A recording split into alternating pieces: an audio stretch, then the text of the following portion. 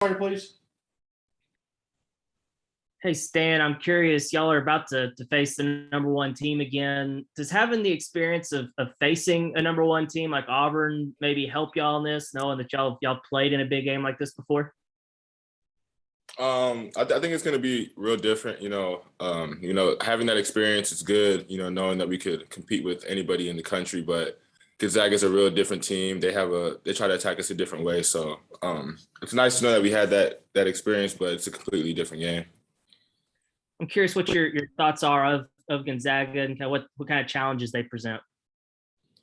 I got to watch them a little bit this year, and they're obviously really talented on the inside. They got two big men who really score, and they rebound and they guard well. So we're just gonna have to focus on trying to control the pace and do our best job of containing them on the inside.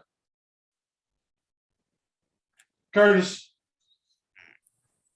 Hey, Stanley, you guys had a shot at the regular season title in the SEC on the last day of the season. But you lost, you wound up the 4 seed, and then you fell in the semifinals of the conference tournament. To be the last team in the conference standing, does that give you a level of satisfaction? And then, what are your thoughts on carrying the torch for the SEC?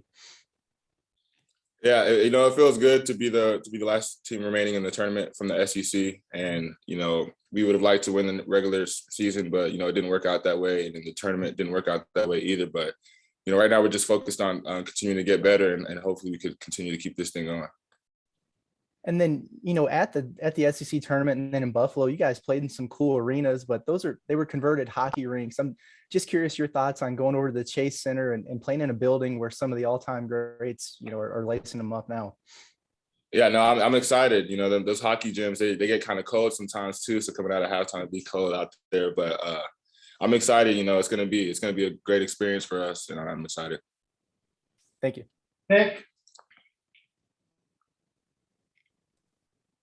Stanley, with a team like Gonzaga that shoots the lights out, especially when they can get going from 3, they have 5 guys in double-digit scoring. How do you prepare for a team that has just so many weapons, especially weapons with size?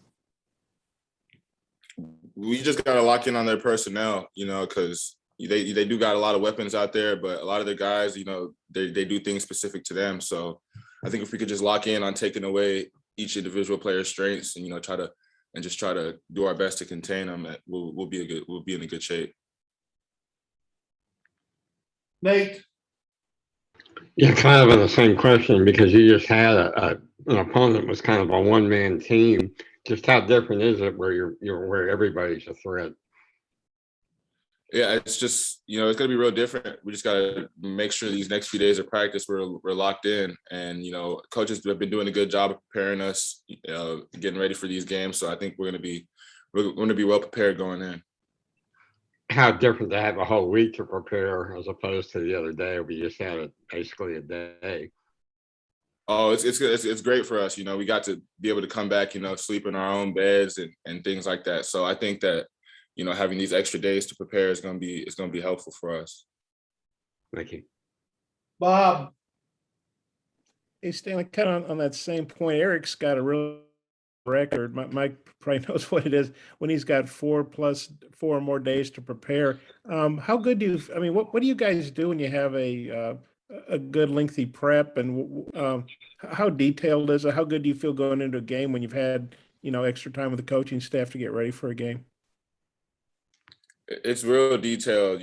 We do a great job. Coaches do a great job of, down to every last detail, down to from the tip to the end of the game on what our opponent wants to do. So I think going into the game, we all feel prepared. It's just about, playing hard and executing the game plan. And when you got to play a team as good as Gonzaga, the fact that Coach Musselman does so well with extra time, is that a confidence booster? How do you feel about that? Yeah, it's definitely a good confidence booster for us, knowing that he's been here in this situation too before. So we just, we trust him, and he trusts us to just go out there and play as hard as we can for 40 minutes.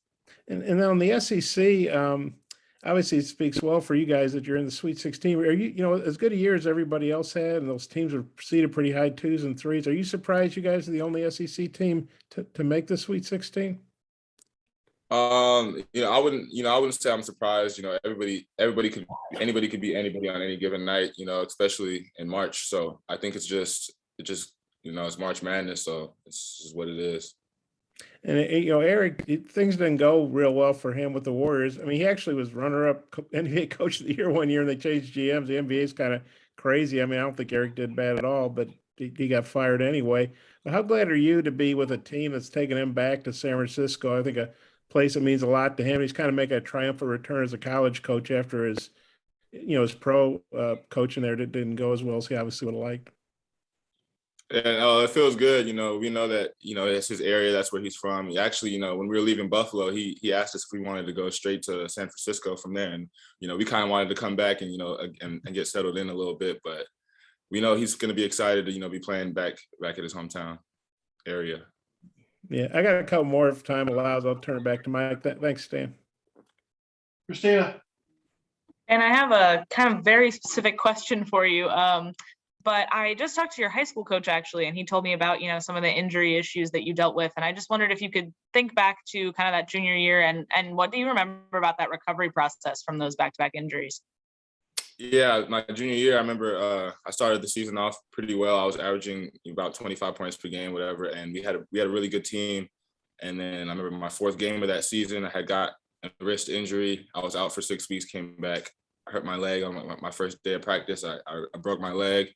So yeah, that was a tough season for me, and it was really just that recovery process. My high school coach, Coach Smith, that you're about, he really helped me. He was staying after practice and helping me do my lifts and rehab. So I think that was a big the rehab process was a big reason why I was able to come back stronger than I actually was before, and that was just a great experience for me. Yeah, and then what do you remember about that senior year when you were able to come back? And obviously recruiting stuff had kind of over the summer had kind of already happened, but what do you remember about being able to come back from those?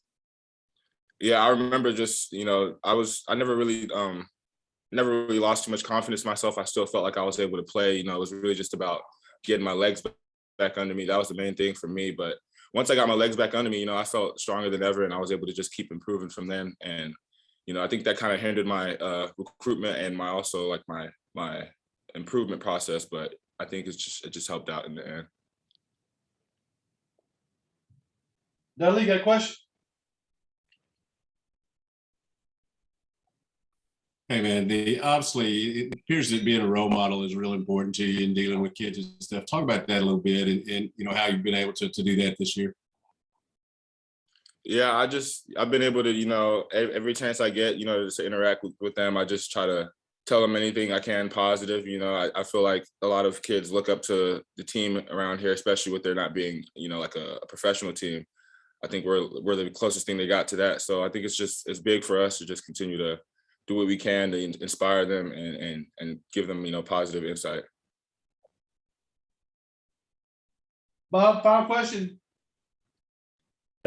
Stan, I know Eric said some stuff on some TV and radio interviews that maybe when he had his last team in Nevada was really good and ranked high, but they didn't have that much fun. I guess they were feeling the pressure and that he wanted you guys to have fun. I know you've gotten to do some activities in Tampa and Buffalo. I assume Eric will do some stuff for you out in San Francisco. Just even though this is hard work, obviously, you're under a lot of pressure. How fun has he made it, and how glad are you after? I know you weren't in the tournament last year, but they had the bubble. They were pretty much stuck in their hotel. You guys get to go to Niagara Falls and take a yacht ride around Tampa, and Ariel will probably have you guys at the Golden Gate Bridge or whatever. How fun is that? How fun has Eric made this journey, I guess?